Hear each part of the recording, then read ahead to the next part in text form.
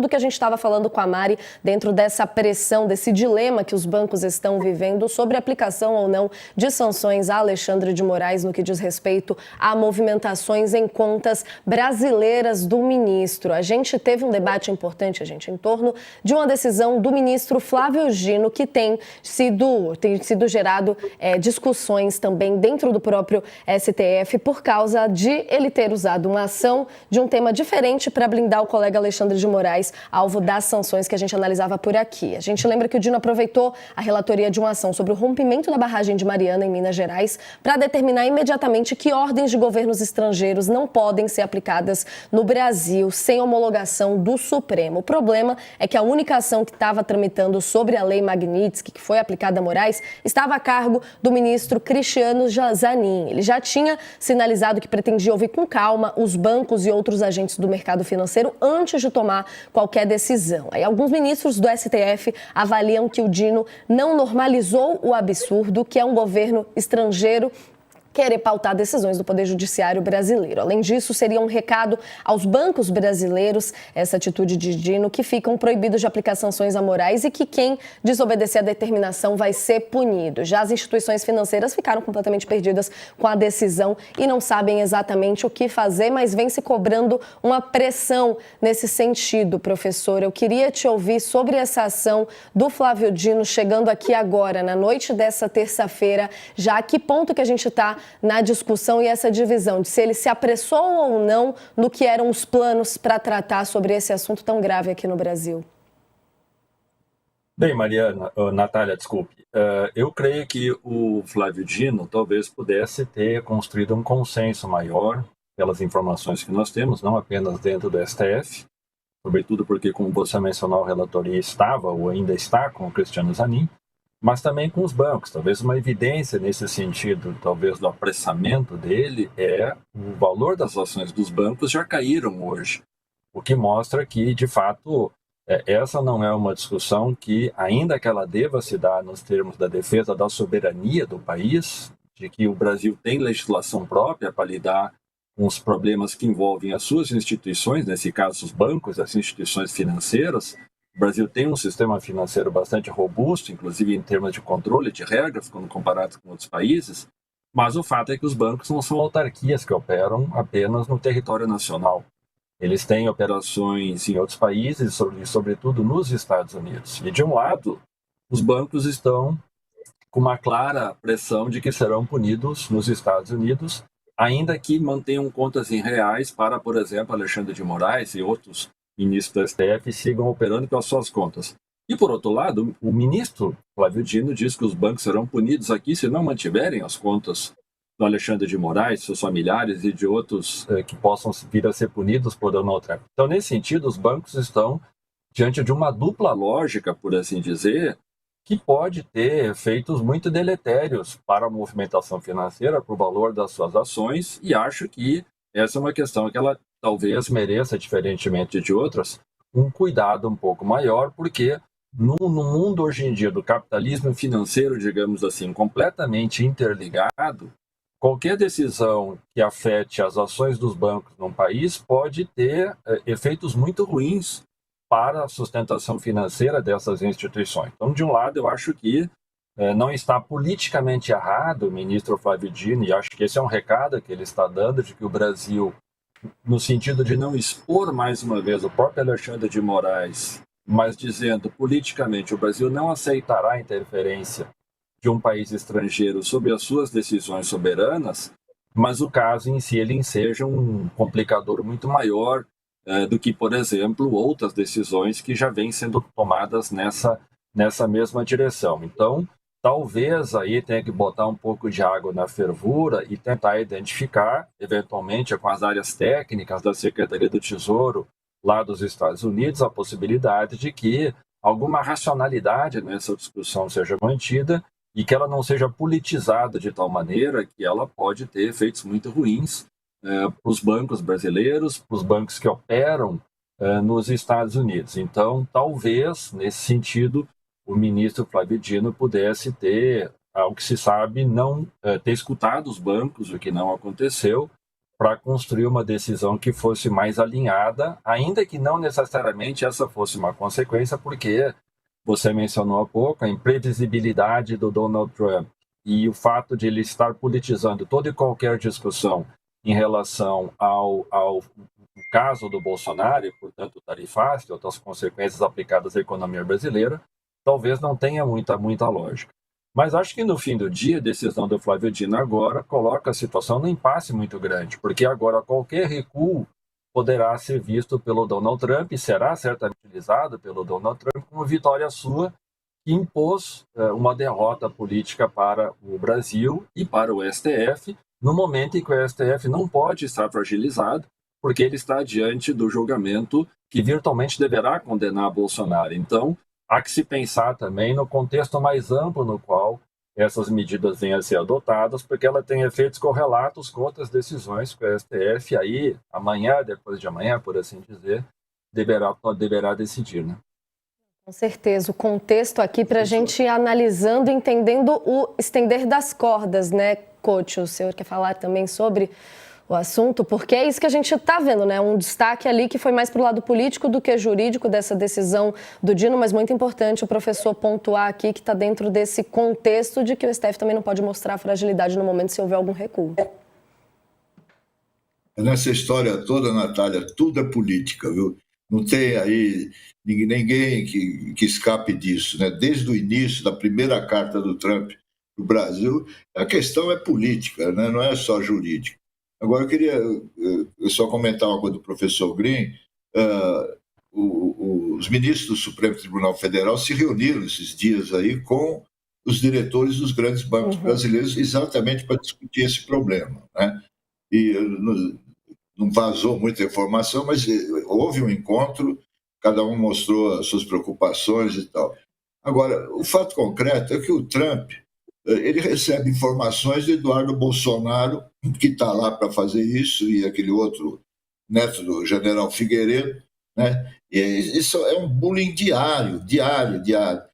O que eu não consigo entender, não dá para ser racional discutir isso do ponto de vista jurídico, de relações internacionais, porque o Trump bagunçou com tudo isso, não tem mais nada, não tem mais parâmetro, não tem referência, não tem nada, né? O fato concreto é que ele está conseguindo dividir o Supremo, porque realmente há posições diferentes dentro do Supremo que não concordam com Flávio Dino, né?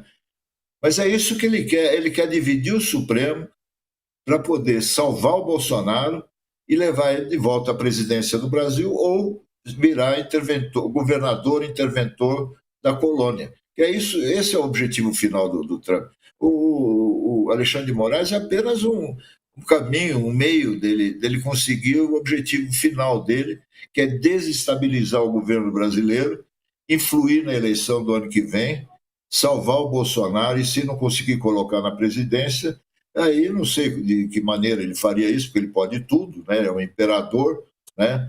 E, sei lá, colocar como interventor no Brasil, porque ele já age, o Trump, como se o Brasil fosse o quintal dele, como se o Brasil não tivesse dono. E é esse o recado que o ministro acaba dando nas falas, né? No sentido de que o caos é estratégia dentro disso tudo que a gente está vendo, né, coach? Mas gostei muito que o senhor trouxe aqui um ponto que a gente tem ouvido muito nas análises, justamente que é da tentativa de tentar trazer para a lógica as análises de situações muitas vezes irracionais que beiram ali a ficção, mas a gente até inclui aqui, sim, porque estamos sempre a favor da lógica, coach, tentar entender um pouco do que a gente tem dos fatos jurídicos. A gente acrescenta na nossa conversa o professor Gustavo Sampaio, agora para entender como a gente pode avançar com o que a gente tem de informação dentro de tanta imprevisibilidade, o campo jurídico dessa discussão e desse dilema agora envolvendo os bancos e aplicação ou não da Lei Magnitsky. Como a gente viu dentro do relato da Mariana, principalmente aqui no começo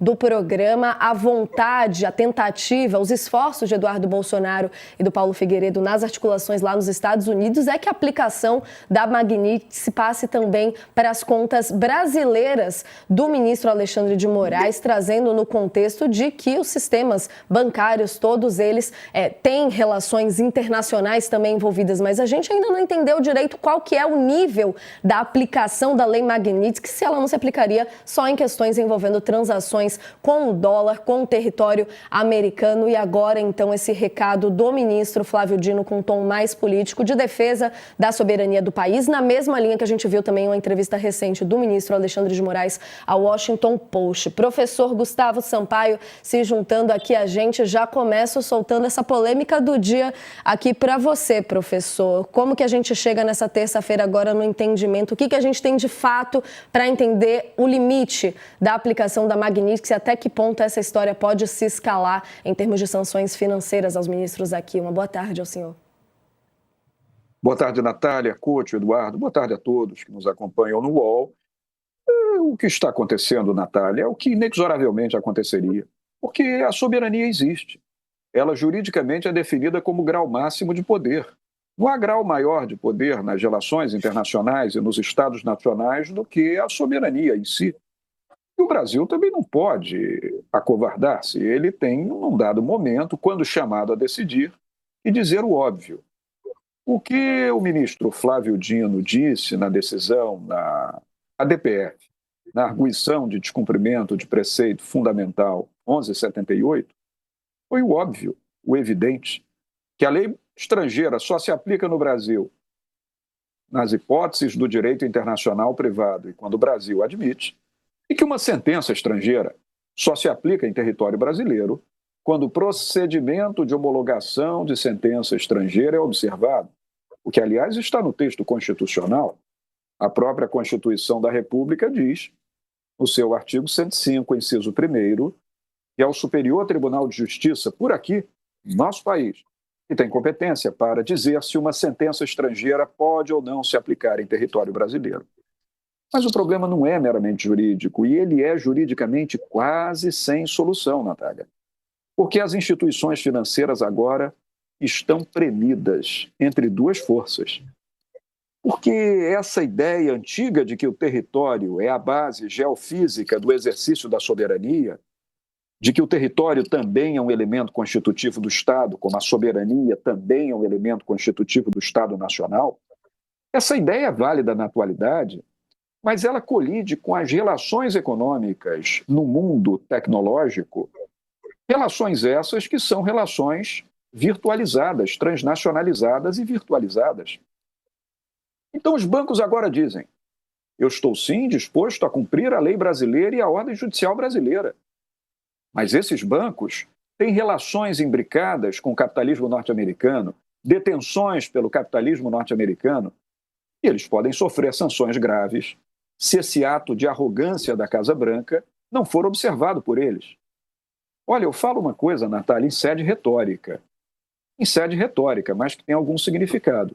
Eu não queria estar no lugar do sistema financeiro agora, porque, como diz o velho ditado, se correr o bicho pega, se ficar o bicho come. Ou seja, se os bancos agora descumprirem a decisão judicial do Brasil e descumprirem a lei brasileira, eles poderão sofrer sérias sanções. Todavia, se eles disserem aos Estados Unidos, eu preciso fazer essas operações por aqui, porque eu preciso cumprir a determinação da soberania do Brasil, os americanos vão dizer, está bem, e eu te desligo do lado de cá, ou te sanciono, ou te imponho multas insuportáveis, ou te descredencio da Agência Nacional de Regulação estadunidense. É uma situação delicadíssima, Natália, aparentemente sem solução. Nós temos que torcer para que os esforços diplomáticos, negociais se intensifiquem e que façam com que a travessia seja possível, que todos sobrevivam até o retorno a um possível oceano de calmaria e de normalidade. Porque neste momento, inexoravelmente, as consequências virão e essas consequências poderão não ser pequenas. Com certeza, professor. E até dentro do que o professor Grim falava aqui, só registrando, a gente já tem o impacto dessa incerteza toda também no mercado Ibovespa, principal índice da Bolsa, caindo e encerrando em queda de 2,10% nessa terça. Dólar fechando em alta também, cotado a 5,49. Couto, eu queria fazer uma pergunta para o professor. Queria, sim, Gustavo, eu me lembrei de um caso mais ou menos recente, que chegou a comentar aqui no jornal também, o caso do Robinho, jogador de futebol, que foi acusado de cometer um estupro na Itália, né? Foi julgado lá, e aí ele veio para o Brasil e foi julgado novamente, foi referendada a sentença dada na Itália. Nesse caso, claro, não tem nada uma coisa que ver com outra, mas de uma decisão externa ser aplicada aqui no Brasil não é uma coisa que... O que o Flávio Dino, no fundo, disse é o seguinte: qualquer decisão de fora que venha para cá tem que ser aprovada ou não pelo Supremo Tribunal Federal. A última palavra é da Justiça brasileira, certo? Como é que a gente pode tentar explicar isso para os leigos? Certíssimo. Veja, se nós aqui já estamos de acordo que a soberania é grau máximo de poder, cada Estado nacional tem o seu, e cada Estado nacional tem o seu território onde a sua soberania se aplica, ora, quando o juiz estrangeiro profere uma decisão, nós sabemos que a função jurisdicional, a função do juiz, é uma função de soberania, é uma função do feixe interno da soberania do Estado nacional. Ora, quando um juiz na Itália profere uma decisão, ou um tribunal na Itália, essa decisão é soberana na Itália e vale para o território italiano. Mas ela pode se aplicar em território brasileiro? Pode, desde que haja o quê? Homologação da sentença estrangeira. Por que tem que haver homologação da sentença estrangeira? Para que o Brasil diga, numa cooperação internacional, num ambiente de colaboração com os Estados estrangeiros, que ele sim quer observar a sentença estrangeira, desde que ela não ofenda a ordem pública nacional do Brasil. Você citou o caso Robinho. Robinho foi condenado em 3 instâncias, inclusive pela Corte de Cassação na Itália. Veio para o Brasil. O Brasil não podia extraditá-lo porque ele é nacional brasileiro. O Brasil se comprometeu a quê? A examinar se aquela sentença estrangeira, aquela sentença italiana, poderia ou não se aplicar no Brasil, se ela ofenderia ou não a ordem pública brasileira. O Superior Tribunal de Justiça se reuniu na sua Corte Especial e decidiu: a sentença é boa, de acordo com a ordem pública brasileira, pode se aplicar. E Robinho está cumprindo pena no Brasil. Ponto. O procedimento foi atendido. É o que Dino está dizendo. O que Dino está falando é que qualquer decisão estrangeira, ela pode se aplicar no Brasil desde que o Brasil autorize.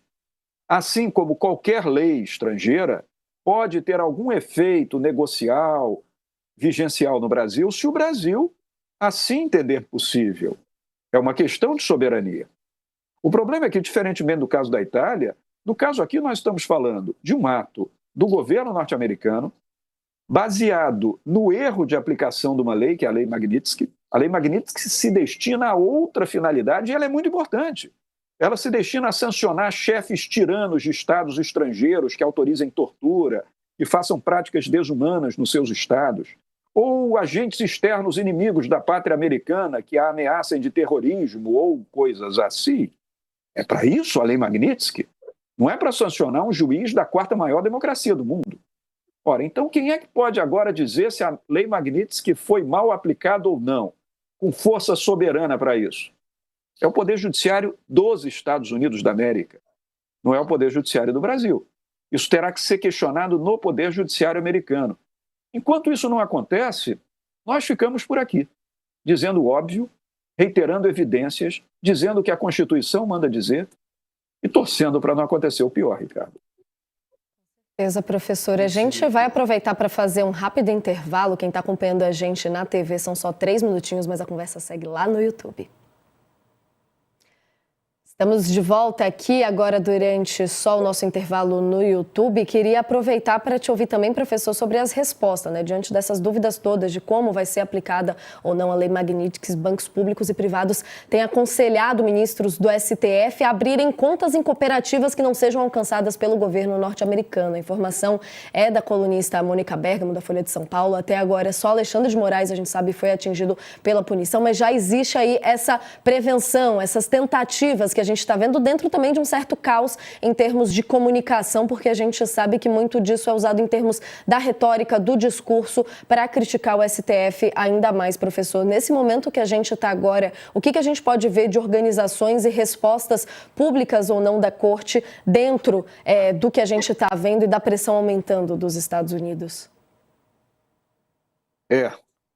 Natália, eu vejo que o Brasil ele tem que se assenhorar na sua soberania. Ele também não pode renunciar a coisas irrenunciáveis. Esse é o ponto.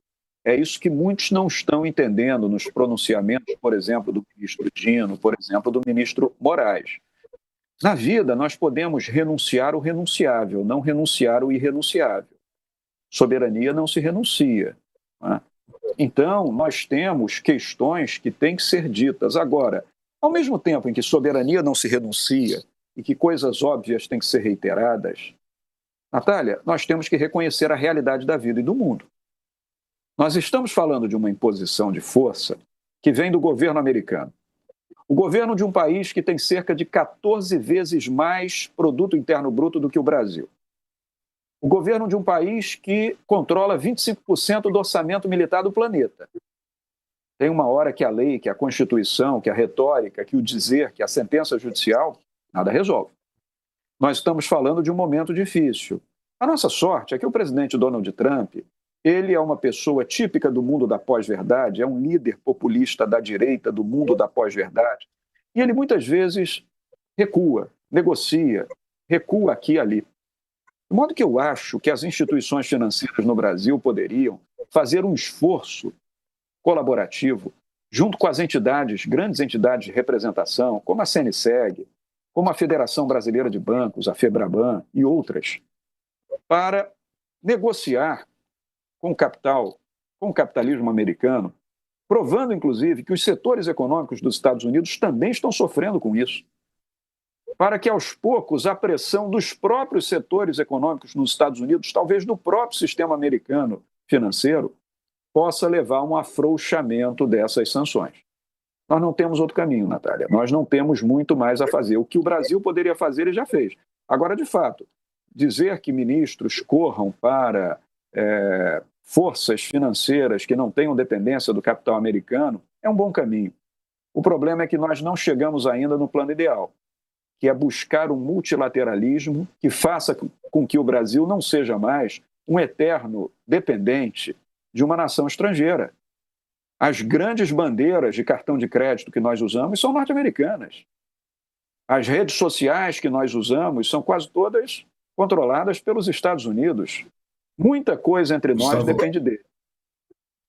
Já estamos de volta aqui do nosso intervalo. Pode ir lá, Coutinho. Desculpa interromper. É o seguinte, você terminou a tua resposta anterior e deixou no ar, eu queria insistir nisso. Você falou, vamos fazer assim, assim, assim, para que não aconteça o pior. Eu pergunto, o que seria o pior a essa altura do campeonato?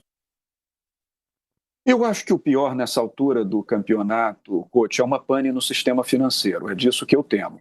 Por quê? Porque o sistema financeiro que está sediado no Brasil, embora haja leis nacionais protetivas que garantam a primazia do capital brasileiro, a submissão ao Banco Central do Brasil, às instâncias regulatórias do próprio Brasil, nós sabemos que o nosso sistema financeiro e nosso sistema econômico tem uma grande dependência em relação ao sistema econômico norte-americano. Então, a depender de os Estados Unidos aplicarem ou não sanções, e é disso que eu falo, dos possíveis recuos da Casa Branca, eu conto com eles, mas se realmente os Estados Unidos aplicarem sanções, por exemplo, se o sistema financeiro brasileiro, cumprindo as determinações do Supremo Tribunal Federal, disser aos Estados Unidos, eu preciso cumprir as determinações brasileiras, e se isso lhe gerar sanções avassaladoras, como, por exemplo, inviabilidades negociais, descredenciamento na Agência Nacional de Controle nos Estados Unidos da América, sanções às altas instâncias de direção desse sistema, nós podemos ter o quê? Um problema funcional no sistema financeiro das grandes instituições no Brasil. E se isso acontecer, nós teremos uma devastação na nossa economia. É disso que eu receio. Então eu sigo a contar que esse discurso norte-americano, típico de um líder populista da direita como Donald Trump, seja um discurso nas imediações de um recuo. Porque se ele levar a sério e aplicar a sanção, teremos problema. Entender até que ponto a gente pode chegar aqui, né, professor? Muito obrigada pelas análises sempre muito necessárias no nosso All News. Até uma próxima oportunidade. Até, Natália, Eduardo, Coutinho. Espero que tenhamos melhores momentos em breve.